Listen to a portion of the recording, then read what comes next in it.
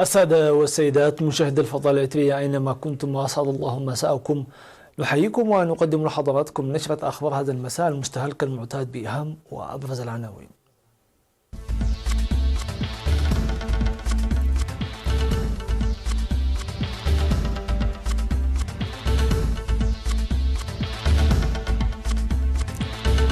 بدأ الدراسات العليا في كلية أوريتا للطب والعلوم الصحية.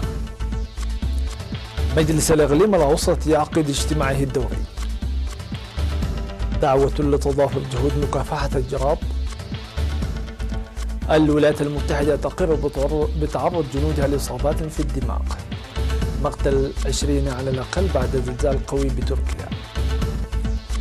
قتلى بإطلاق النار في جنوب غرب ألمانيا. أهلا بكم من التفاصيل. تم الإعلان في 25 من يناير بدء كلية أوريتا للطب والعلوم الصحية التعليم في مجال الدراسات العليا. حضر المراسم الرسمية التي جرت بفندق أسمرا بالاس وزيرة الصحة أمينة نور حسين ومستشار الرئيس السيد يمان قبراب وخبراء من مؤسسة بافيت فاونديشن. وأوضح المدير التنفيذي لمعهد مؤسسة التعليم العالي والبحوث الدكتور حيلة محسن في الكلمة التي ألقاها أن جهود قوية بذلت السنة الماضية لبدء كلية أوريتا للطب والعلوم الصحية الدراسات العليا، ومن المفرح جعل البرنامج واقعا بعد التأخير لمختلف الأسباب.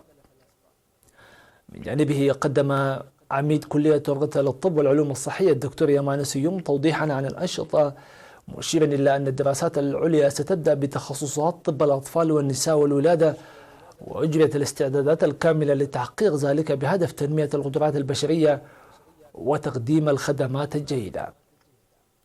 وذكرت مديرة بافيت فاونديشن التي تقوم بتعاون مؤسسي في برنامج الدراسات العليا الإثيوبية البروفيسور سنايت فسها أن التعاون الذي يقومون به مع إريتريا لتعزيز مساهمتهم كان له دور كبير لإنجاح البرنامج.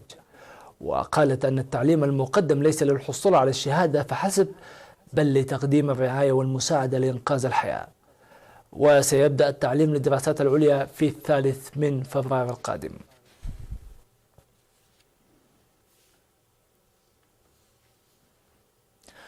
عقد مجلس الإقليم الأوسط في 24 من يناير الجاري بالعاصمة أسمرا اجتماعه الدوري 19 تحت شعار آفاق جديدة لمستقبل مشرق. وأشار رئيس المجلس السيد أبراهام سمرة إلى أن المجلس عمل ولا زال يعمل لتنفيذ التوصيات التي أصدرها المجلس في اجتماعه الدوري 18 بالتفاهم مع الجهات المعنية، موضحا أن الجهود الجارية لتحسين الحياة المعيشية للمواطنين حسب الأولويات وعلى مراحل. وبعد أن بحث المشاركون الخطوات المتخذة لتحسين الحياة المعيشية للمواطنين، قدموا توصيات ومقترحات بناء من ضمنها منح اهتمام أكبر للتلوث البيئي الناتج عن الجلود المرمية والبحث عن سبل الاستفادة منها في التصنيع، وأن تعيد شركة إيرتيل للاتصالات النظر في ارتفاع أسعار بطاقات الموبايلات وإعادة استخدام بطاقات سعر 55 نقفة وغيرها من المقترحات البناءة. في الختام أصدر المجلس بيان ختامي مكون من 12 نقطة، منها فتح فرص العمل وتوسعاتها وخلق آليات تعجل من السماح بأعمال البناء والتجارة، وإعادة النظر لارتفاع تعرفة الكهرباء والغاز والوقود وغيرها، ومنح اهتمام أكبر لإعادة إصلاح الطرق ومجاري الصرف الصحي التي تم حفرها نتيجة للأعطاب والتلف وتركت دون إصلاحها، وتعزيز الجهود الجارية لحل مشكلة مياه الشرب الصالحة. وفي الكلمة الختامية التي ألقاها حاكم الإقليم الأوسط اللواء رمضان عثمان أولياي، أكد على عمل إدارة الإقليم لتنفيذ التوصيات والشكاوى التي قدمها المجلس حسب الأولويات.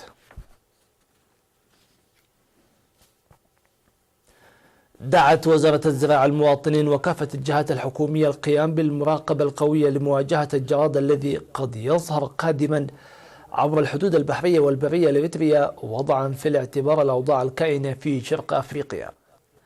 وناشدت وزارة الزراعة في الرسالة التي بعثتها لوكالة الأنباء يوم 24 من يناير عن تقديم المعلومات العاجلة لمكاتب الإدارات ووزارة الزراعة إذا شوهد الجراد.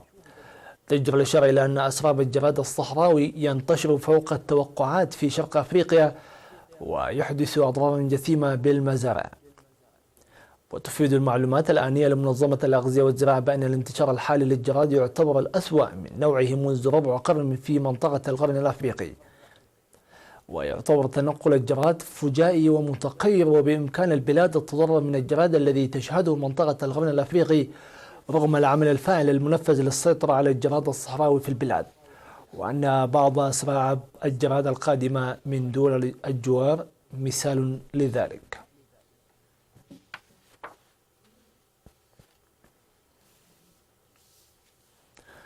أكدت مناطق كواكن ونالي وقعزي وسيلاي وبكسا وولتيمو وفلفا التي تبعد حوالي 30 كيلومتر من الجهة الشرقية لمدينة عتكليزان التجمع في مكان مناسب للسكن. في اللقاء الذي أجراه ممثلو تلك المناطق في 14 من يناير الجاري مع حاكم إقليم معاسب السيد علي محمود، ذكروا بأنهم كانوا يطالبون منذ فترة طويلة التجمع في مكان مناسب للحصول على خدمات اجتماعية جيدة، مشيدين بالخطوة التي اتخذتها إدارة الإقليم لتلبية مطالبهم. ويقطن المناطق الثمانية حسب الإحصائية التي جرت عام 2017 4070 نسمة. وقال كل من مدير ضحية بكسا السيد سعيد حمدو وممثل الصحفي في الشابح والشيخ عبد الرحمن أن المناطق ونتيجة لتدشينها في أماكن غير مناسبة لذلك كانت تواجه مشاكل كثيرة، وأن قلة خدمات المياه والتعليم والمواصلات من أهم التحديات التي كانت تواجه. من جهته ذكر حاكم إقليم معاسب السيد علي محمود أن تجميع القرى هو الحل الوحيد لتوفير خدمات اجتماعية عادلة وواسعة، مشيدا بالخطة التي اتخذتها السكان آخذين في الاعتبار مستقبل الأجيال المتعاقبة، ومؤكدا في الوقت ذاته بأن إدارته تعمل لاكتمال الخدمات المهمة. وتشير المستندات إلى أن الضاحيات باكسا ومبادره وشندوا هي الضاحيات الثلاثة من 11 ضاحية لمديرية عتكليزان التي لم تشهد حتى الآن عملية تجميع القرى. سيداتي سادتي، إلى فاصل مسمى نوافيكم بالأنباء العالمية، فتفضلوا بالبقاء معنا.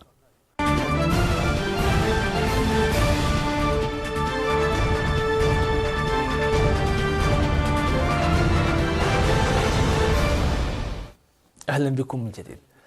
قالت وزارة الدفاع الأمريكية البنتاغون أن 34 من عسكريها تعرضوا لإصابات مرضية في الدماغ بعد الهجوم الإيراني على قاعدتهم العسكرية في العراق. وقال متحدث أن 17 عسكريا ما زالوا تحت الملاحظة الطبية.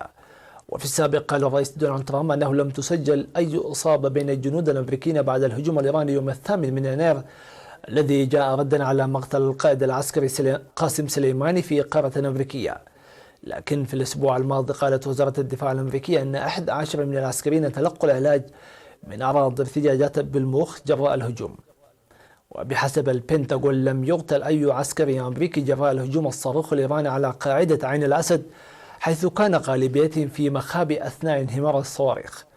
وقال المتحدث باسم البنتاغون أن 8 من المصابين نقلوا إلى الولايات المتحدة لتلقي المزيد من العلاج، بينما يتلقى 9 آخرون العلاج في ألمانيا.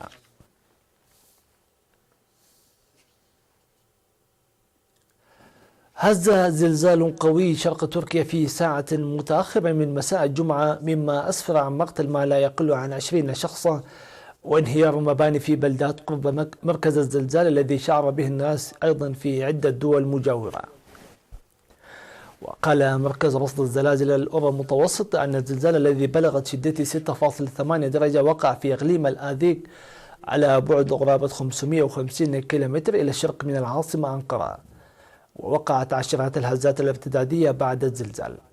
وقالت هيئة إدارة الكوارث والطوارئ بتركيا أن 16 شخصا لقوا حتفهم في الازيق و4 آخرين في إقليم ملطية المجاور. وأضافت أن 920 شخصا أصيبوا ونقلوا إلى مستشفياتهم بالمنطقة. وقال وزير الداخلية سليمان سويلو أن أفراد الطوارئ يبحثون عن 30 شخصا تحت الأنقاض. وذكرت وسائل إعلام رسمية في كل من سوريا وإيران أن السكان شعروا بالزلزال في البلدين. وأوردت وسائل إعلام محلية لبنانية أن السكان في مدينتي بيروت وطرابلس شعروا أيضا بالزلزال.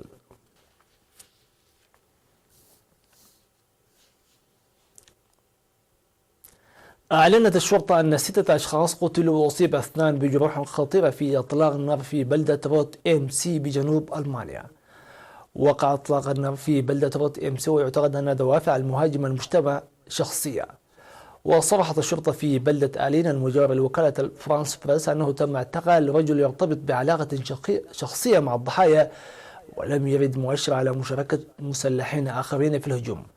وصرحت الشرطة للتلفزيون المحلي أن المشتبه به ألماني. وقع الحادث بالقرب من محطة القطارات في البلدة البالغ عدد سكانها 5200 شخصا، والقريبة من هايدلبرغ.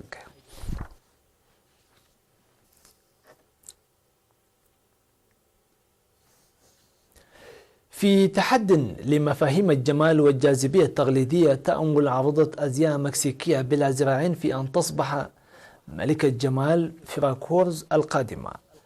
ورغم أنها ولدت بعيب خلقي نادر يتمثل في عدم نمو ذراعيها، قالت العارضة المكسيكية أن غابرييلا مولينا أنها ستحاول الفوز بمسابقة ملكة الجمال في مسقط رأسها بولاية فراكورز المطلة على خليج المكسيك.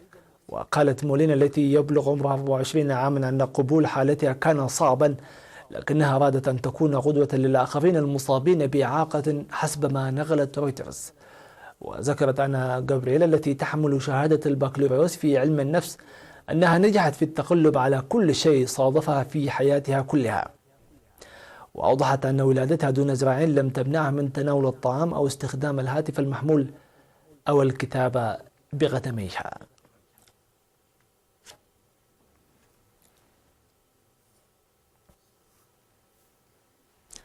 وصلنا إلى نقطة الختام. في أمان الله وحفظه.